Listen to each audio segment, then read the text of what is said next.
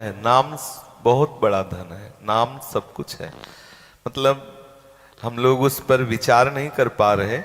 एक चौपाई हम शास्त्रों बार कह चुके हैं, कहते रहेंगे कि सुमिरि पवन सुत पावन नामू अपने बस करी राखे रामू। इस पर अगर डुबकी लगाओ तो आप सोचो, अपने बस करी राखे रामू, जिनके बस में अनंत शक्तियां हाथ जोड़े खड़ी वो प्रभु बस हैं।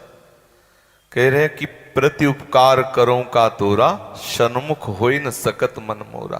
तुम संतात उरिन में नाए।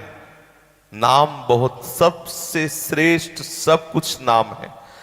अगर हम निरंतर नाम जप करते रहे तो खुद पता चल जाएगा। हमने एक संत भगवान के दर्शन के गंगा जी के किनारे जब भ्रमण करते थे, बिल्कुल कभी का नहीं पढ़े थे और गिनती भी पूरी सही ढंग से नहीं आती थी और माला भी नहीं था। इतने विरक्त थे कि रुद्राक्ष की माला कहां से आवे, तो कंकड़ रखे हुए थे 108 और गंगा जी के किनारे बैठ के ऐसे जपते थे। ये एक ओम, ये दुई ओम, ये तीन ओम, ऐसे जपते थे। और बड़े बड़े संत उनके दर्शन, सीधे सरल, केवल दिन भर इसी में लगे रहते, ना कोई प्रपंच, ना किसी तरह का व्यवहार। ऐसे एक अश्विनी घाट है गंगा गंगा किनारे, एक से एक सिद्ध महापुरुषों के दर्शन का सौभाग्य प्राप्त हुआ। श्री स्वामी अनंग बोधाश्रम स्वामी जी, नई अवस्था थी उनकी, तो रासलीला और रामलीला हो रही थी चित्रकूट में। चित्रकूट के ही आसपास का कहीं उनका शरीर होगा, तो नई अवस्था थी, ब्राह्मण परिवार में जन्म हुआ था। तो जीव उन्होंने रामलीला में देखा कि भगवान श्री राम को 14 वर्ष का वनवास हो गया, तो सह नहीं पाए, विकल हो गए। उनका जो हमारे प्रभु वनवास चले गए तो मेरा जीवन किस काम का। भावुक भक्तों का चिंतन एक अलग होता है, उनको लीला कोई लौकिक थोड़ी दिखाई दे रही थी। वो इतना विकल हो गए कि बस वहीं से उठे और गंगा का किनारा पकड़ा। और चित्रकूट के वासी जब गंगा किनारे भ्रमण, तो स्वामी शंकरानंद सरस्वती जी महाराज बड़े सिद्ध ब्रह्मबोध संपन्न महापुरुष थे, उनके चरणों में लिपट के रोए कि अब मैं ना तो घर जा सकता हूं और ना मुझे परमार्थ का ज्ञान है। मेरे प्रभु 14 वर्ष वनवास रहे, मैं आजीवन वनवास करूंगा। देखो भगवान कैसे घसीटते हैं। तो उनका बेटा फिर तो सन्यास लेना होगा। बोले जी गुरुदेव। तो सन्यास की पद्धति है कि पूरा निर्वस्त्र कर दिया जाता है गंगा जी में खड़ा करके। जो वाराणसी का सन्यास धर्म है उसमें एकदम दिगंबर कर दिया जाता है और हाथ उठा के गंगा जी में कहा जाता है कि बोलो तुम्हारा कोई है, और तो वो बोलता है नारायण के सिवा, हरि के सिवा मेरा कोई नहीं। फिर उसका संस्कार प्रारंभ होता है।